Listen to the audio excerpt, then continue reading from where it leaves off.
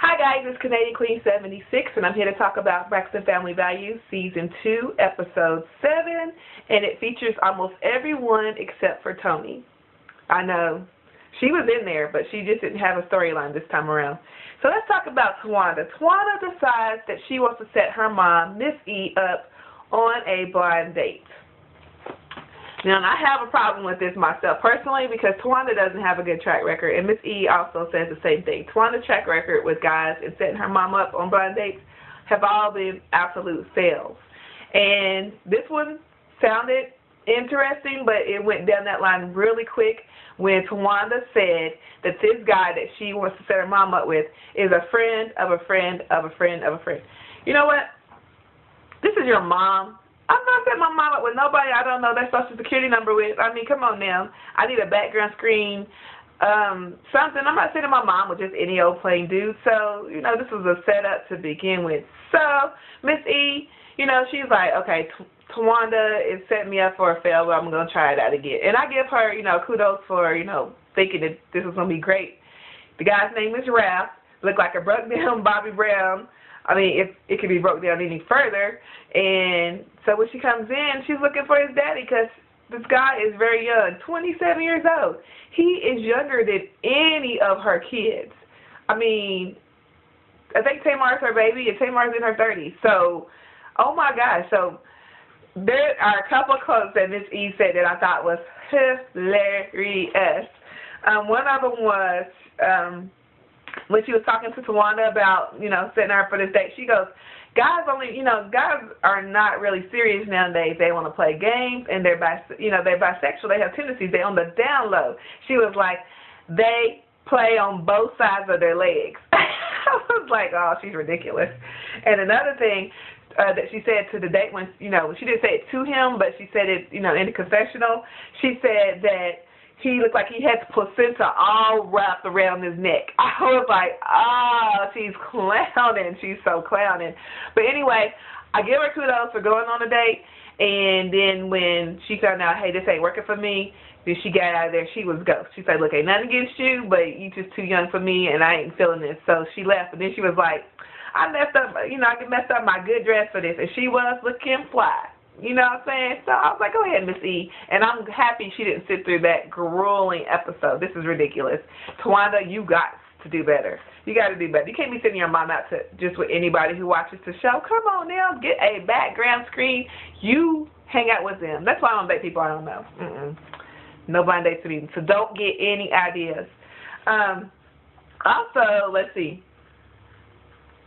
Trina was in this episode, and her and Gabe were trying to figure out ways to tell Towanda and Andre to get out of their house. Now, you know, Gabe just is an opportunist. I don't know if he has time to talk to them at home, but I'm pretty sure he does. But he takes every moment to tell them that he wants them out of the house. So let's go back. Rewind a second. Trina, when she's in the confessional, do y'all notice that she has an accent? Because I do. Her accent only comes out with O's. Like she'll say, instead of house, she'll go, holes, or something like that, holes. I don't know how she does it. And then out. I was like, first I thought maybe it was an accent that they all had. No, it's only to Trina. Trina has an accent on these O's, or either it's a lisp or something. But anyway, check it out next time. So when they were walking back to their house, Gabe and Trina, there was a realtor's key box on the door. So I believe their house is up for sale. Look at me trying to be an investigator. Yeah. There's a key box on their house. So I believe in their house is on sale. They have a nice-looking house, so maybe they're looking to move, and we'll find out in future episodes. Tracy and Tamar. There's a 4-year difference between the two, and we all know Tracy has issues that date back to being left out of the group when she got pregnant, and she hasn't overcome those. Tamar is the younger bratty baby sister who is pretty much not compassionate about it because she believes the world revolves around her. Tamar has an issue with humbleness. I don't think she shows enough of it. So let's go. So they get into this game, and Tamar wants to play this game called Quarters, and if your quarter is on heads, you get to speak about anybody at the table. If your quarter's on tails, you don't get to respond, you don't get to speak at all. Set up from the beginning, because Tamar is not that person with tact with a capital T. So she thought it was a great idea, but of course, a lot of Tamar's ideas flop, flop, flop, flop, flop, flop. So Trina gets a turn, and she holds back a lot. Not a very good verbal communicator, and we all know this. However, Trina decides she wants to talk about it. So then, of course, Tamar breaks her own rules, unless her quarter was on head. We're not sure. There's a discrepancy, but Tamar speaks back. And then they get to this verbal altercation where Tina's like, since I can't talk about this in your house, let's go outside. Now, where we from, Tracy, I might have called her Trina. Where we from, Tracy, those are fighting words. Even though none of the sisters are going to fight, but if you tell somebody step outside, Tracy, you want to fight. And Tamar was like, look, I ain't scared. My sisters, we ain't never got in a fight, but I'm taken back by this talk. And she's like, I ain't going to mess up this face, because you know Tamar has gotten a lot of work.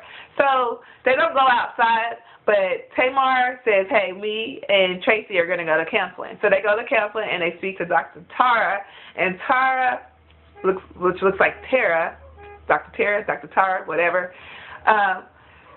We didn't get to see the whole thing thanks to the edit. We didn't get to see the whole session, but you find out that Tracy has this long-lasting resentment from when she was younger, got pregnant around 19. Everybody else signs the record contract, and they go around the world, and she feels left out. We already know she plays the victim. Dr. Tara was like, look, do you feel comfortable playing the victim forever? And she was like, no. You feel comfortable playing the victim now? No. Easier said than done. So she's basically saying, if you choose not to play the victim, who are you? And that's the thing. Who is Tracy without playing the victim? I don't know either. So Tracy's got a lot to come up with. Because come on now, you're not 19 no more. You're in your 30s. Come on. Easier said than done, I know. But it's like, Tracy, get a grasp of your life. Get a grasp of your life. Get a grasp of your life. You're not 19 anymore. You're an empowered woman. Go out. Everybody has to take kids now except for Tamar. You can do whatever you want to do. Can't relive the past. Let's reinvent the future. And easier said than done. Tamar does try to help Tracy a whole lot, and I know Tamar is over the top dramatic, and I'm not sure how much is for the cameras and how much is really just Tamar, but I'm really thinking this is Tamar, and life is going to give her a whole bunch of humble pie. I mean, she's just going to have to eat it up. But she tries to help Tracy out. She sends her to Giuseppe Franco's, and none of this gels with Tracy's image or style. Tamar keeps calling Maryland, wherever they're from, Nutbush, country, backwards, whatever. If Maryland is country, I would hate to see her come down south, for real. So she really doesn't want to support Tracy in Maryland, but I think Tracy would have a better time at it in Maryland because that's where she lives. She doesn't want to move out to L.A. She's not about L.A. But Tamar keeps telling her, I'm not going to fund your expedition. I'm not going to be your funding source if you don't want to do it in L.A., where probably Tamar can watch her. However, I just think Tracy needs to finish school, get that apprenticeship out, and then hit it up in Maryland, start small, and that way you can make mistakes on a smaller scale and grow. She just has to figure out her way, but Tamar's not going to help her when it comes to the money. It's not going to happen. She's already said, no, it's not going to happen. So hopefully they can work it out, and hopefully Tracy will get the counseling that she needs, because I think this is all has to be worked out within herself, because she's the one holding herself back. You cannot continue to live as the battered victim of a teenager. I mean, come on now, your baby's grown by now. Your baby's a grown up. So let's go there. Towanda decides to throw a costume party for her birthday, and everybody comes dressed as everything. And Toni Braxton is Eartha Kitt. She plays it great. Tamar is Beyonce, because you're supposed to be who your favorite celebrity is. Tracy is Lady Gaga. Trina is Paris Hilton. And then, of course, everybody else is just different things. And the dad comes in, and he's like Flavor Flav. Now, there's a lot of unnamed people at this table, and I wonder if the lady sitting next to the dad is his wife. I'm not sure yet. I'm not sure if everybody's grown or that's the case, but I was curious.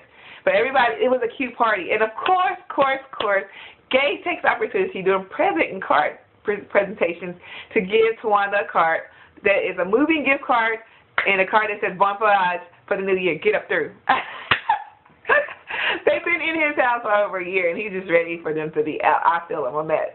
And they do need to be doing something. So hopefully we see Towanda getting out, do whatever, and her and Andre figuring out what they want to do. I'm not trying to push them to get a divorce. They can find their ways back together. But, you know, from the edit in this whole show, I don't see that. But, you know, who knows who's playing on the background. So that is it, I believe. Let's see if I have any more quotes. I don't. I need y'all to thumbs up this video, subscribe to me, comment. I love to hear if you're watching this show, because, I mean, it's like this show is pretty funny. So if you haven't watched the Braxton Family Values, I encourage you to watch it. It's on WeTV. You can also watch it on Team 5 Lots of Tea on YouTube. And it comes up every Thursday night, Friday morning. And what else?